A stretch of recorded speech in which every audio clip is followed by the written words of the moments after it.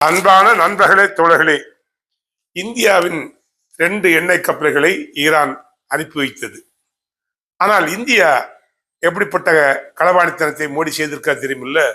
ஐநாவில் ஈரானுக்கு எதிராக அமெரிக்கா இஸ்ரேலுக்கு ஆதரவாக தலையாட்டியவன், வாக்களித்தவன் என்பதை இந்திய மக்கள் புரிந்து கொள்ள மாட்டேங்கிறது. மறந்துடுறீங்க. நேற்றைய வரலாறை மறந்தால் நாடு நம்மிடம் இருக்காது. இன்னொரு பக்கம் மேக் இன் இந்தியா.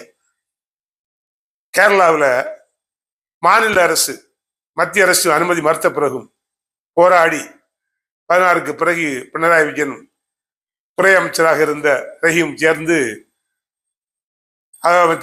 பாலத்தை கட்டி முடித்து ஹைவேவை உற்பத்தி பண்ணி முடித்தார். பல கோடி ரூபாய் செலவு செய்து. திறப்பு விழாவுக்கு மோடி எங்க திறக்குன்னு வரல, கோவில் காலம் மாதிரி சுத்திட்டே வர பார்த்தீங்களா. கேரளாவுக்கு திடீர்னு போனான். சந்திரசேகரன் வைத்தான். அவன் யாருன்னு கேட்டா சொந்த மாமன், பிபிஎல் பெரிய ஆள். அந்த ஆளு அவன் மாமனுக்கே பாலம் கட்டினவன், பாலம் அழுத்தவன். அவன் தான் இன்னைக்கு பிஜேபியுடைய கேரளா தலைவர், செயலாளர், தலைவர். அவனை வைத்துக் கொண்டு கட்டிய முதலமைச்சரையும் துறை அமைச்சரான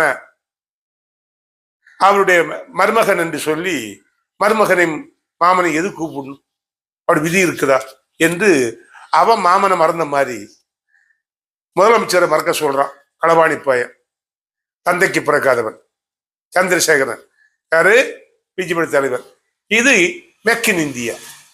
மோடி மேக் இன் இந்தியா இல்ல, மை ஃபாதர்லேண்ட் இஸ்ரேல். தாய்நாடு அவனுக்கு எதுன்னு தெரியாது இப்போ. ஏன்னா எங்க பிறந்தான்னு நமக்கு தெரியாது.